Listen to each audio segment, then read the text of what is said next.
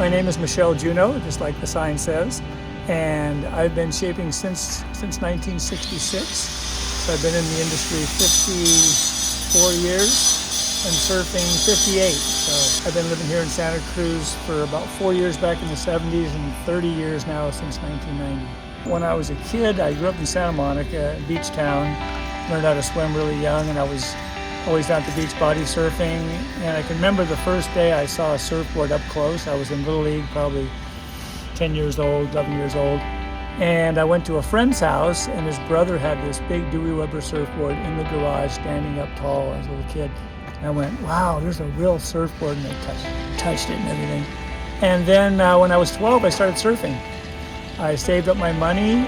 It was $100, $4 tax, and the board was only 7 feet 10 inches and 20 inches wide because I was too small to put my arm around a big longboard. There were no short boards in those days.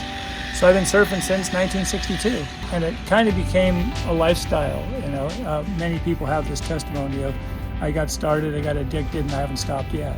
I'm actually in the process of moving to Arizona. Oh. And my wife has Lyme disease and other co-infections, and so we're in escrow right now for 10 acres of land in Prescott, Arizona.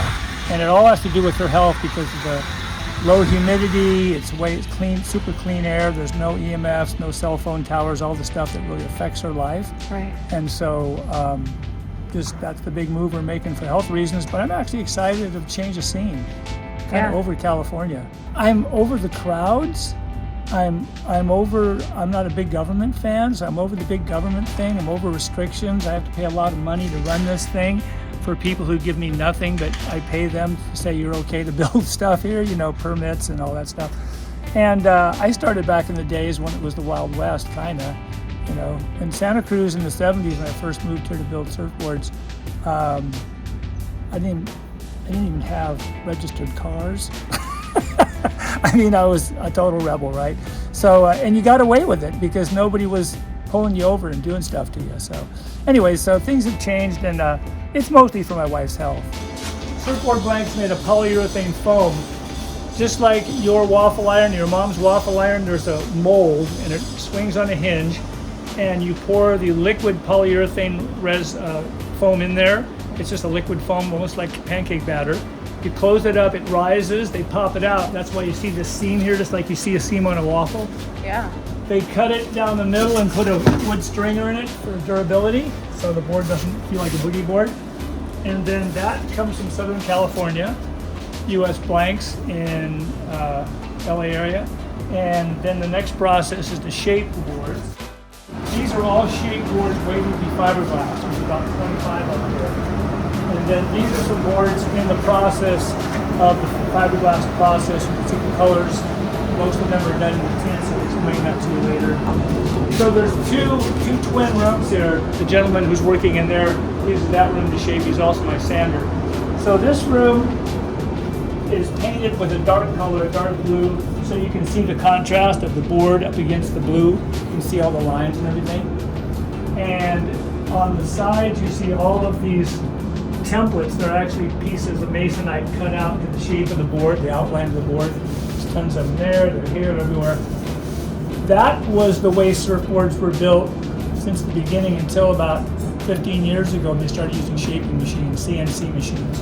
So you can see on this blank, there's some little ridges here from the CNC machine, and I shape probably 90% of my boards on CNC machines out of Southern California.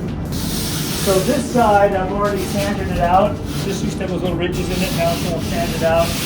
And then I'll do the same thing on this side. This is a great big boy board. And so it cuts a lot of time out, and it guarantees having replicated surfboards that surf like the one the guy liked before. So it's really an advance, I think, in the surfing world. And there's probably only a handful of people who actually do them all by hand from beginning to end. I still do those, but rarely. And the tools we use for that is like a Skill 100 planer. It's got a blade that goes really fast back there and chops up the foam, and it comes out like a snowplow. This is our electric sander. There's tools all around here, different shaping tools all over the place. And it's still all handmade, except for the machine part. It's all handmade from this step on to the laminating process, the glassing, all the way to the finished product. It's all handmade in this very building. So this is the room where all the resin is done, the fiberglassing of the board itself. Up on these rolls here, you see rolls of fiberglass cloth. And when a board was built, the first thing it's done is it's dressed. In other words, they pull this glass out, they lay a blank here, they cut around it, the length of the rail so it goes on the other side. And then with polyester resin and a squeegee, they do all the work. I wish one of my guys was here. His car blew up on him. Anyways, yeah, so this process is pretty cool. And so you can see here, these boards have been fiberglassed on both sides. This cloth, you can feel it with your hand, has kind of a texture to it, almost like any kind of almost more like a corduroy than actual cotton. It's pretty thick. But you can see here the resin that has been tinted this color blue is actually in the glass now. So the fiberglass has been stained. And all these colors you see on the floor are drippings from all the boards have been glassed over the last like 6 weeks. So these big piles of resin pile up everywhere, and you can see it, all the colors on these buckets over here and all the crazy stuff. So it's kind of a mess in general. We don't keep this super clean. We just don't get our hands dirty. So the boards look nice. So after this process, when the board's done on both sides, you can't sand the board yet because it's got this tacky kind of finish on it. And this is where the UV boards go. We have resin treated with UV ingredient in it, so you can paint the board on there. As soon as it starts to go off, you put it in this box.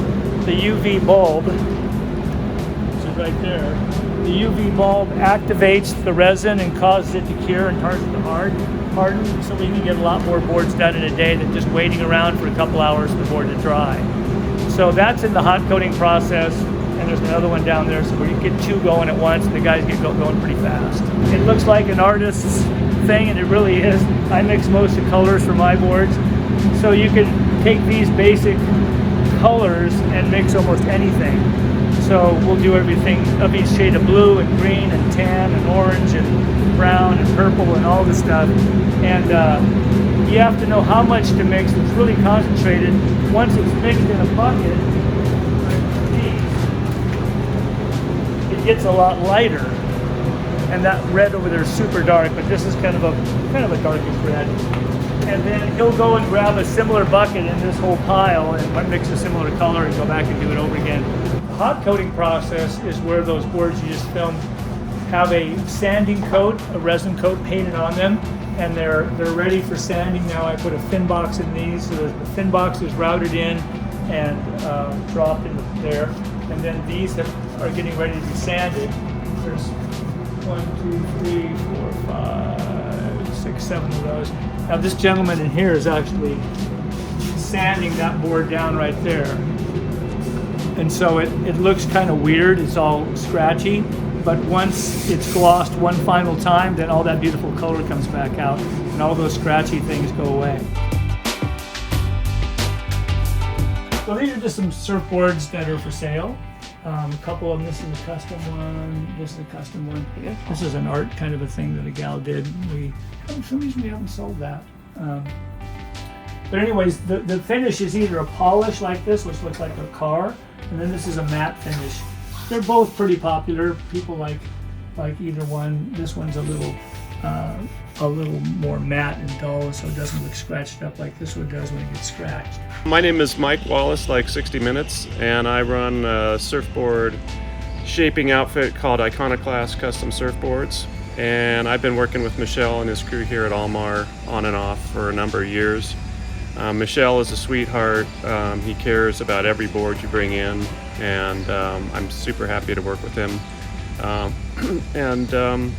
Yeah, I'm up in Half Moon Bay, and like the quality, to me it's really important. All the time and work I put into building a blank and getting it right and dialed for a client, it's really important for me that all the details come together in the board and I give them back something that exceeds their expectations. So that's my program, and that's why I'm here. This board I made, I'm calling that, it's the Sherpa model by Iconoclast, and basically it's a little step-up board for when the waves get nicely overhead. Really nice speed chine rail deck, and a little bit of hull up front to single to double concave. That's a lot of terms to throw at you, but the net result is that, foiled nicely in the nose and tail, it should give you a lot of maneuverability, but in bigger surf. And this is for a friend of mine who's come up from Southern California to collect it today, and so I was psyched to come down here and grab it while I was in town. People find me online in numerous different ways. I think in Santa Cruz here, it's mostly from people being return customers or telling their friends or letting their friends ride one of my boards and they come and see me. I only have 2 other retail outlets. That's my little retail outlet there. One is in Bolinas, but sadly, the 2-mile surf shop burned down about a month ago, but they're planning to rebuild. The other one is here in Santa Cruz called Waves and Fades. It's a surf shop / barber shop. And so it's pretty cool. And they sell quite a few of my boards. I've got a rack of 10 of those on 41st Avenue on the other side of town. A lot of people come and get a personal shaping appointment. We go over everything that I've talked to you about, how the board, what kind of board they want, what kind of color they want. And so I don't have to explain all the processes to them, but they get an actually custom-made board, much like a custom-made suit, where a tailor would measure somebody and then build it out of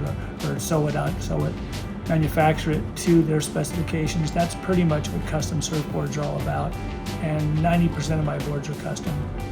MichelJunodSurfboards.com or junosurf@msn.com.